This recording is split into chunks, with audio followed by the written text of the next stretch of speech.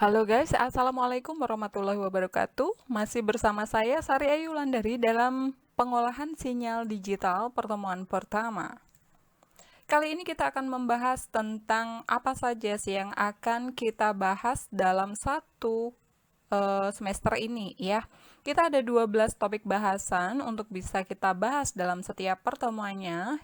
Terdiri dari satu adalah dasar-dasar pengolahan sinyal digital, kemudian yang kedua adalah jenis dan macam draw system, kemudian yang ketiga adalah filter digital berbasis frekuensi, kemudian yang keempat adalah filter digital berbasis step delay time, kemudian yang kelima adalah pre-processing, yang keenam adalah kalibrasi dan normalisasi sinyal, yang ketujuh adalah karakterisasi sinyal digital, kemudian yang kedelapan adalah feature selection sinyal digital, kemudian yang kesembilan adalah feature extraction sinyal digital, yang kesepuluh adalah sistem identifikasi sinyal digital, yang kesebelas adalah aplikasi audio processing untuk satu dimensi, dan yang terakhir adalah aplikasi image processing untuk dua dimensi. Oke, dalam mata kuliah ini terdapat mata kuliah prasyarat, di mana mata kuliah prasyarat yang harus teman-teman kuasai ada dua, yaitu sinyal dan sistem, atau sinyal, sistem, dan kendali. Nah, untuk dua mata kuliah ini, jika teman-teman masih ada kekurangan, kalian bisa browsing-browsing di channel saya ya. Nah, di sini ada buku yang teman-teman bisa download secara free di Google gitu ya. Kalian bisa menggunakan buku ProAkis 2015 Digital Signal Processing dari New Jersey Prentice Hall. Oke, kita masuk ke bahasan pertama, yaitu dasar-dasar pengolahan sinyal digital. Untuk dasar-dasar pengolahan sinyal digital ini, kita mempunyai 6 buah topik bahasan. Yaitu yang pertama adalah apa itu dasar pengolahan sinyal digital, kemudian yang kedua adalah klasifikasi dari pengolahan sinyal digital, kemudian yang ketiga adalah dia sebenarnya pengolahan sinyal digital ini mempelajari tentang apa sih? Dan yang keempat adalah apa sih tujuan adanya pengolahan sinyal digital tersebut? Kemudian yang pokok bahasan yang kelima adalah gimana cara ngamatin untuk ngolah sinyal digital tersebut? Kemudian yang terakhir adalah apa saja sih aplikasinya untuk pengolahan sinyal digital ini?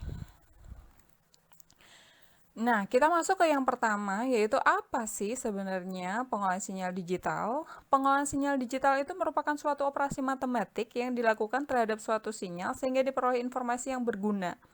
Nah, pada dasarnya seperti ini, guys. Ketika kita akan mengolah sebuah sinyal, misalnya seperti ini. Pertama, jika kita mempunyai sebuah sinyal, katakanlah sinyal itu adalah sinyal suara.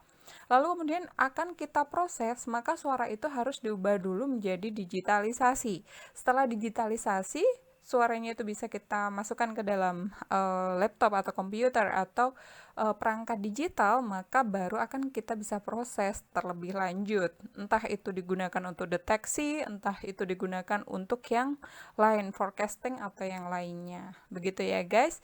Dan di sini sistem pengolahan sinyal digital itu pada dasarnya adalah melakukan transformasi. Jadi dari sebuah sinyal input kemudian dilakukan pemrosesan sinyal digital, jadilah dia sinyal output yang merupakan transformasi dari sinyal inputnya. Begitu ya guys.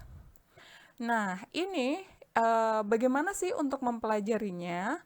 Untuk mempelajarinya, kita ada yang namanya ADC. ADC itu adalah Analog Digital Converting. Nah, teman-teman, bagaimana sih caranya untuk bisa melakukan digitalisasi? Jadi, sinyal-sinyal atau isyarat yang ada di sekitar kita, seperti misalnya adalah isyarat suara, kemudian isyarat suhu dan lain perubahan suhu dan lain sebagainya, kita bisa mengamati dengan menggunakan sensing ataupun pakai kamera. Kalau yang dua dimensi ya, dimatra itu bisa menggunakan kamera. Contohnya itu adalah isyarat dwimatra atau dua dimensi, itu adalah iya betul, itu adalah foto atau citra. Nah, teman-teman, untuk yang satu dimensi dulu ya guys, untuk yang satu dimensi atau sinyal suara. Nah, biasanya kita menggunakan digitasinya seperti ini guys. Yang pertama adalah melakukan sampling, kemudian yang kedua adalah quantizing, yang ketiga adalah coding. Bagaimana melakukan sampling? Untuk melakukan sampling yang paling dasar dari teori sampling itu adalah teorinya Nyquist tentang frekuensi sampling. Apa itu frekuensi sampling? Frekuensi sampling adalah frekuensi yang dilakukan untuk dapat membangun kembali sebuah sinyal. Minimal itu ada berapa samplingnya. Misalnya kalau yang kita lihat yang di bagian atas, di sebelahnya sampling persis itu ya guys.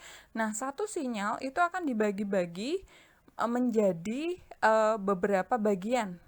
Kalau teman-teman lihat di situ ada bulatan-bulatan warnanya merah.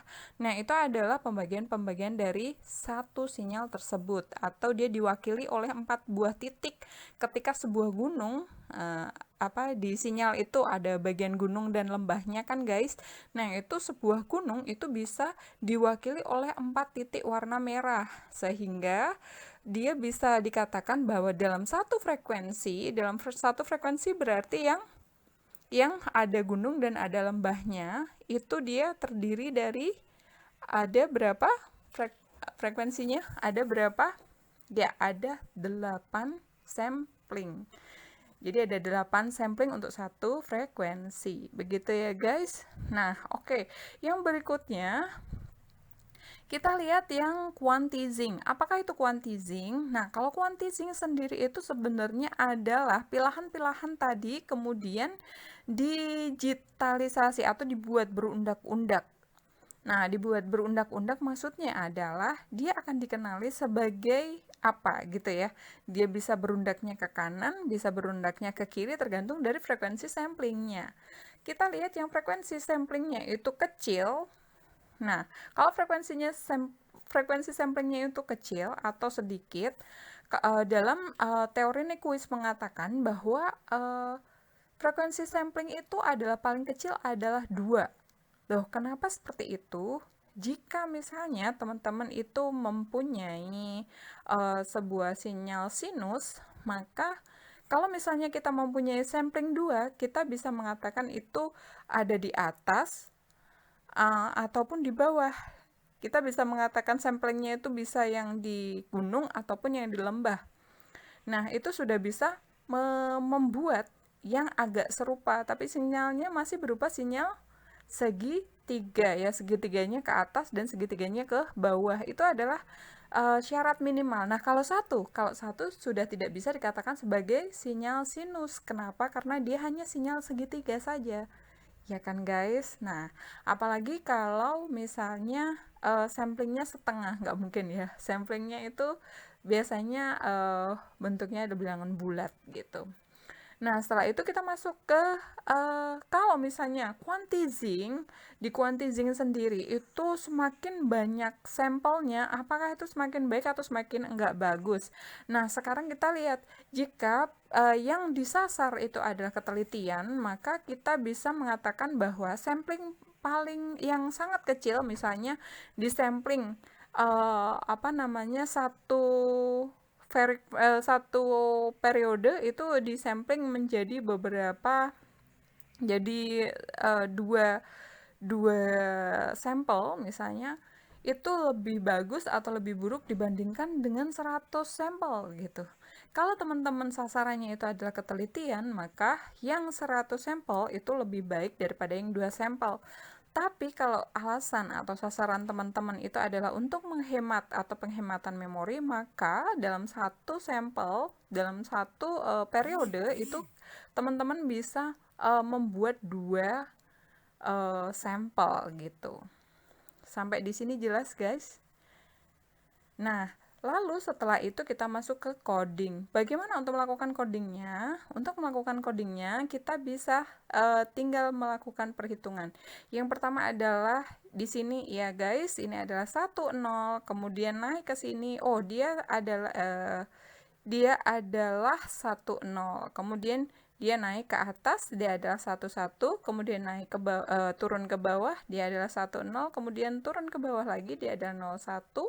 turun lagi dia 00, kemudian naik lagi dia 01, kemudian naik lagi dia 10, kemudian naik lagi dia 11. Kurang lebihnya seperti itu ya guys. Oke, kalau yang kedua gimana? Kalau yang kedua ini dia dibagi menjadi 3 digit di sini, yaitu 00 sampai 11. Di sini ada 8 variasi gitu ya. Di antaranya kita pertama itu adalah 100, kemudian naik lagi jadi 101, 110, 11, kemudian baru turun lagi 110, 101 dan seterusnya. Nah, sampai di sini bisa ya guys. Ini adalah konsep dasar dari ADC atau analog digital converting. Teman-teman sebenarnya cukup dimudahkan karena sekarang sudah banyak sekali perangkat-perangkat yang menyajikan operasi-operasi analog digital converting, di mana teman-teman bisa mengakses analog digital converting itu di beberapa microcontroller, di antaranya yang paling mudah itu adalah Arduino. Makanya teman-teman kemarin saya minta untuk menyediakan Arduino di rumah ya, karena itu sangat penting. Nah, kita masuk ke outline mata kuliah kita. Untuk outline mata kuliah kita sebenarnya dibagi menjadi 6. Yang pertama adalah kita melakukan pre-processing terlebih dahulu. Jadi kalau misalnya kita sudah dapat data dari sinyal ADC nih guys, lalu kita baru masuk ke mata kuliah pengolahan sinyal digital ini guys. Karena kalau belum ada datanya dari data ADC tersebut, kita nggak bisa ngolah sesuatu dong guys, karena datanya belum ada, kan begitu ya. Nah, untuk supaya misalnya kita sudah dapat data nih, lalu yang pertama adalah kita akan melakukan pre-processing terlebih dahulu. Untuk melakukan pre-processing dilakukan beberapa cara. Di antaranya adalah bisa dipotong misalnya kelebihan atau kurang dan lain sebagainya, atau digeser ke atas, digeser ke bawah, atau digeser ke samping, digeser samping kiri atau samping kanan. Dan itu semuanya operasi-operasi dasar sinyal itu semuanya sudah saya berikan, atau sudah kalau misalnya dosennya bukan saya pun teman-teman masih bisa lihat kok di tempat saya, yaitu di sinyal sistem dan kendali. Teman-teman bisa cari di channel saya. Di situ ada banyak sekali mata kuliah saya tentang sinyal sistem dan kendali, yaitu untuk pertemuan pertama sampai pertemuan ke-7. Begitu ya, guys. Nah, next, berikutnya kita masuk ke normalisasi. Untuk yang normalisasi sendiri, teman-teman sebenarnya juga mudah sekali gitu ya untuk normalisasi. Belum saya ajarkan sih, tapi nanti normalisasi itu seperti ini. Misalnya ada sebuah sinyal, kemudian sinyal itu ranknya itu berbeda. Misalnya yang pertama ranknya 1 sampai 10, yang kedua 15 sampai 1000. Karena perbedaan rank ini, maka terjadi kesalahan. Padahal itu memang karakterisasi dari si sensornya memang seperti itu. Jadi untuk membuat supaya dia itu bisa masuk ke dalam rank yang sudah sesuai dengan rank awal, maka dia harus dinormalisasi. Nah, nanti saya ajarkan apa sih sebenarnya yang bisa dinormalisasi dan bagaimana cara melakukan normalisasi dari setiap sistem sinyal sistem yang ada di sinyal preprocessing yang sebelumnya. Lalu setelah itu, setelah dinormalisasi, sinyal itu akan masuk ke karakterisasi. Karakterisasi itu adalah pencirian. Caranya bagaimana sih mencirikan sebuah sinyal? Mencirikan sebuah sinyal pada dasarnya itu ada dua ya guys. Yang pertama adalah dia berupa ciri-ciri amplitude, yang kedua adalah berupa ciri-ciri frekuensi. Nah, nanti saya ajarkan lebih lanjut untuk karakterisasi. Teman-teman bisa belajar menggunakan ciri-ciri yang berasal dari frekuensi ataupun yang berasal dari amplitude. Nah, untuk karakterisasi sendiri pada dasarnya itu adalah menyederhanakan sinyal. Jadi yang pertama misalnya teman-teman sudah ambil data gitu, kemudian dari data itu cuma diambil 1 atau 2 nilai yang digunakan sebagai ciri dari si sinyal tersebut. Misalnya kalau misalnya manusia nih, berarti misalnya diambil cirinya adalah tai lalatnya. Nah, itu bisa jadi itu namanya adalah karakterisasi atau pencirian. Nah, setelah didapatkan karakterisasi atau pencirian, biasanya kalau nilai yang dipakai banyak peneliti gitu ya adalah menggunakan nilai maksimal atau nilai minimal dan seterusnya. Nah, next berikutnya setelah karakterisasi, teman-teman akan saya ajak untuk mengolah berikutnya yaitu di feature vector. Feature vector itu adalah kumpulan dari ciri-ciri yang ada di setiap kondisi. Jadi misalnya ada kondisi A, kondisi B, kemudian ada sampelnya itu ada berapa, nanti di feature vector itu akan dikumpulkan menjadi satu dan dia terdiri dari ciri-ciri yang sudah kita kumpulkan di karakterisasi. Next, setelah itu kita ada dua nih, kalian bisa menggunakan feature selection atau feature extraction atau seleksi ciri atau ekstraksi ciri. Nah, kapan menggunakan seleksi ciri dan kapan menggunakan ekstraksi ciri nanti akan saya kasih tahu. Dan perbedaan apa sih yang paling nyata di antara dua tersebut yaitu seleksi ciri dan ekstraksi ciri? Itu yang paling menonjol gitu ya, yang bisa kita ambil. Kita pengennya yang apa sih? Seleksi atau ekstraksi sih? Nah, nanti untuk mata kuliah berikutnya akan saya kasih tahu. Next, berikutnya kita masuk ke yang terakhir. Nah, yang terakhir ini paling menyenangkan ya guys. Di mata kuliah sinyal dan sistem pemrosesan sinyal digital ini kita ada salah satu yang paling menarik yaitu untuk yang klasifikasi dan clustering atau identifikasi. Nah, tiga topik ini sebenarnya bisa digunakan di mata kuliah yang lain atau lebih detail lagi akan diterangkan di mata kuliah yang lain. Di antaranya adalah nanti teman-teman bisa dapat di kontrol optimal, kemudian di kontrol adaptif, kemudian ada juga di neural network atau jaringan saraf tiruan, kemudian dasar kendali cerdas, dan pengolahan citra mungkin ya. Nah, kurang lebihnya seperti itu ya guys. Nah, sekarang kita masuk ke apa sih sebenarnya tujuan dari pengolahan sinyal digital itu. Oke, kita kasih yang pertama. Apa sih sinyal itu? Sinyal itu dapat menggambarkan berbagai fenomena fisik. Fenomena fisik itu yang seperti apa sih sebenarnya? Fenomena fisik itu sesuatu yang bisa ditangkap oleh panca indera. Itu adalah sinyal. Contohnya adalah kita bisa melihat.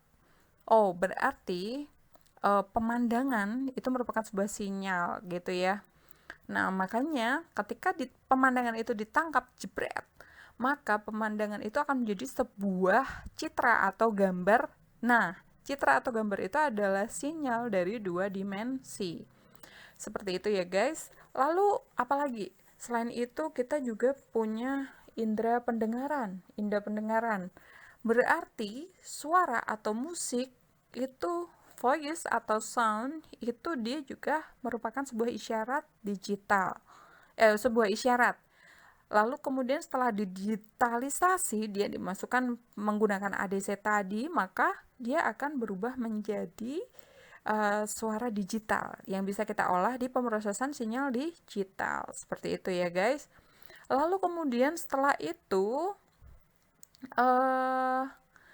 dalam konteks hubungan sinyal dengan sistem, sinyal adalah masukan dari environment ke dalam sebuah sistem dan keluaran dari sistem ke environment.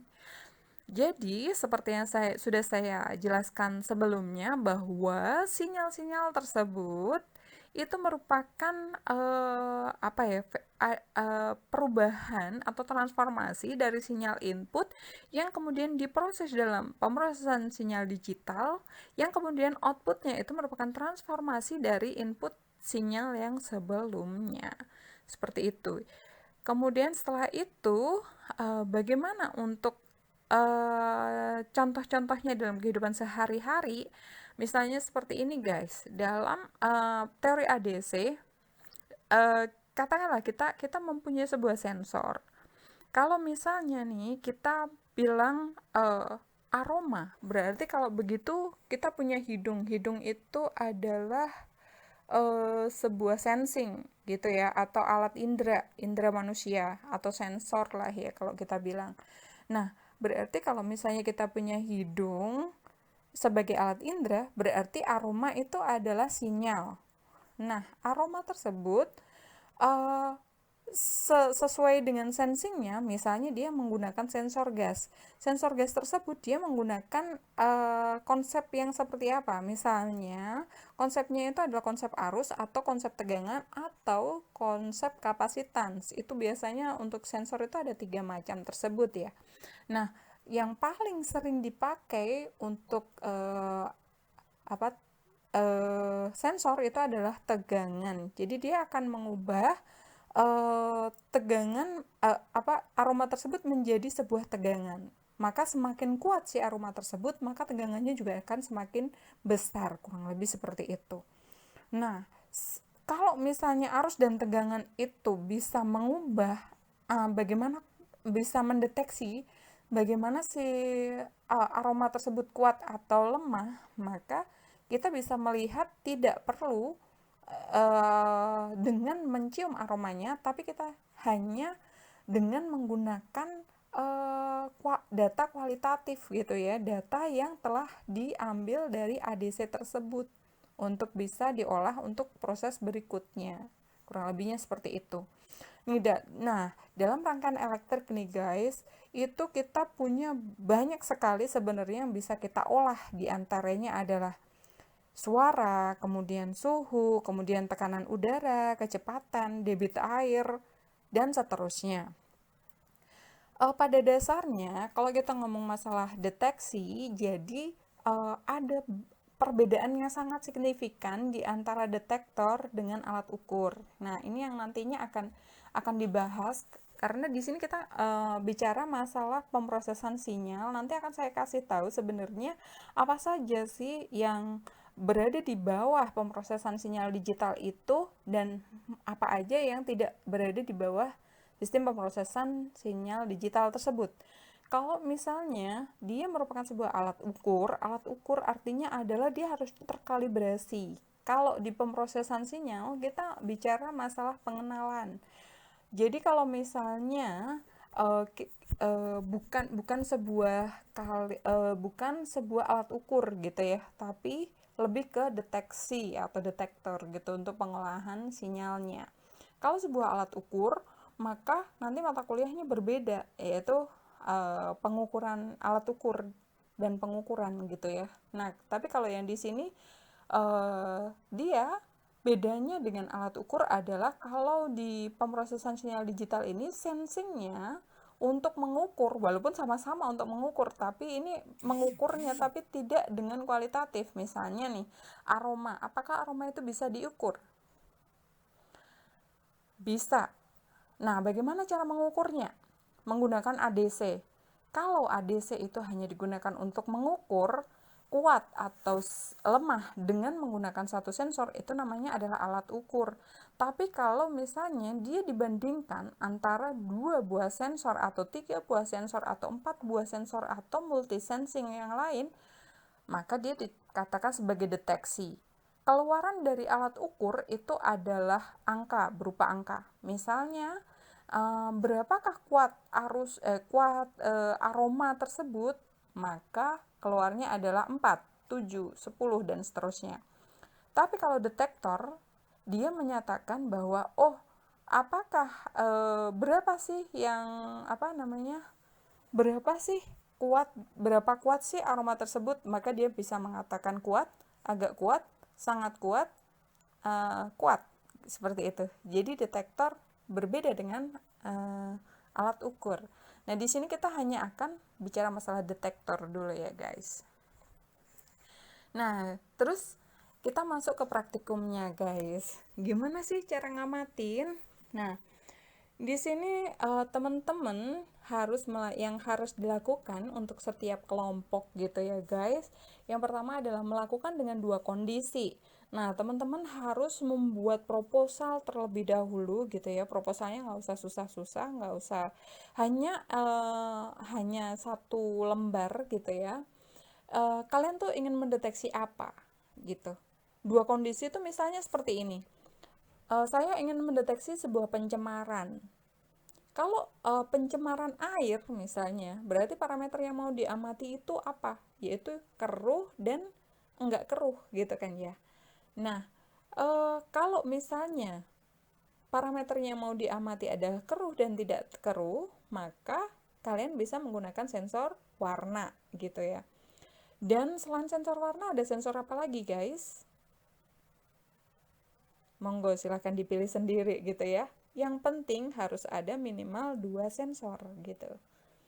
Nah, eh, dengan 2 sampel kondisi, yaitu pakai air yang keruh dan air yang bening.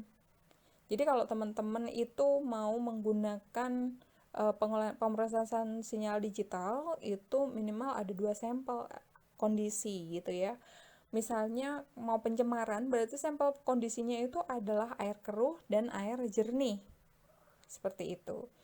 Nah, kalau misalnya ada lagi nih, aku pengen mendeteksi pencemaran, tapi parameter yang mau aku ambil itu adalah aromanya. Maka, teman-teman bisa memakai sensor gas misalnya. Nah, sensor gas yang dipakai apa? Misalnya kalian bisa pakai sensor gas yang lebih dari satu yang spesifikasinya berbeda. Misalnya yang satu mendeteksi nitrogennya, yang kedua mendeteksi karbon dioksidanya, misalnya seperti itu boleh. Atau yang satu nitrogennya, yang satu adalah amoniaknya, boleh. Nah, seperti itu ya guys. Bu, boleh nggak kalau misalnya sistem deteksi pencemaran itu saya nggak bicara masalah parameter. Yang penting saya pengennya itu adalah di sini ada pencemaran. Nah, itu boleh juga. Jadi teman-teman bisa mengkombinkan antara sensor warna dengan sensor gas. Itu juga boleh. Seperti itu ya. Tapi apakah sampelnya sama? Iya, sampelnya adalah sama, yaitu air keruh atau air yang terkena polusi, dan yang kedua adalah air jernih atau air yang tidak kena polusi. Kurang lebihnya seperti itu. Nah, silakan, itu adalah apa ya, kreativitas lokal dari teman-teman. Silakan nanti teman-teman mencari sebenarnya kasus yang paling bagus itu apa. Mangga, terserah gitu ya. Paling unik dari kasusnya tersebut, misalnya kalian cari di tempat kalian sendiri, di desa kalian, nah itu nilainya kalian akan lebih bagus ya guys, begitu. Nah, yang kedua, gimana sih cara ngamatinya? Nah, cara ngamatinnya seperti ini, pakailah minimal 2 sensor yang berbeda jenis, seperti yang sudah saya jelaskan tadi dari yang pertama gitu ya, sensornya itu harus 2. Kemudian settinglah ADC sehingga 1 detik bisa mengambil 20 data. Itu minimal ya guys. Bu, aku 1 detik 100 data, boleh. Bu, saya 1 detik 80 data, boleh. Ini cuman minimalnya saja ya guys. Jadi untuk setting ADC, kalian bisa men-setting 1 detik itu bisa mengambil 20 data. Setiap 1 data, lakukan selama 5-10 detik.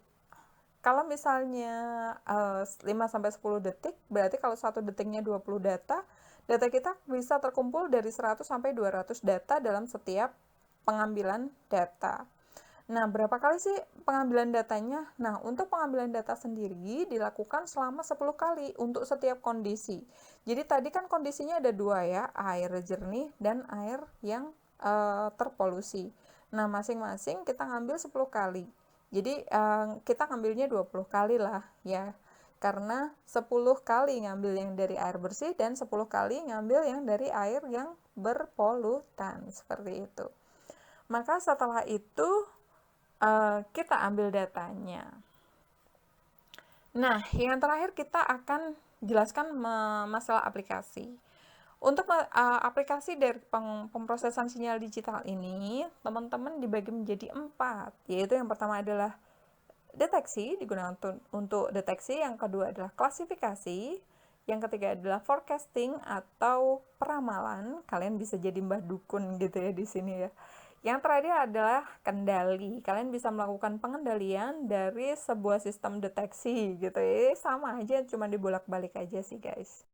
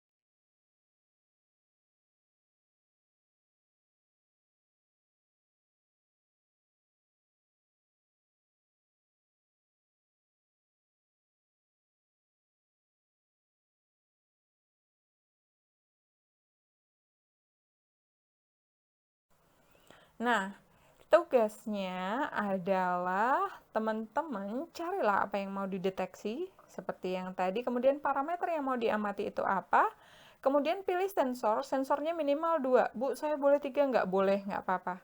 Tapi sementara kalau saya sarankan 2 aja udah cukup gitu ya, sensor 1 dan sensor 2.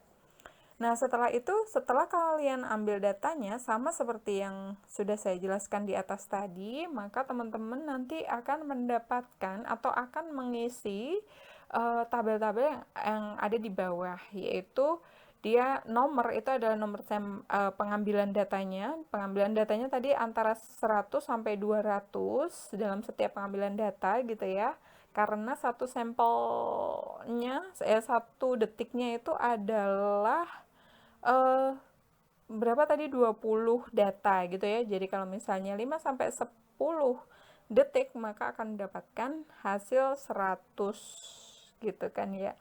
Nah, teman-teman nantinya akan mendapatkan